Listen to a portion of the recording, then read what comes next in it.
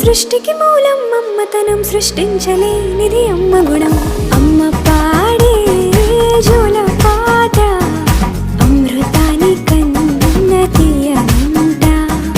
అమ్మ పాడే లాలి పాట తేనెలూరి పారే ఏరుంట.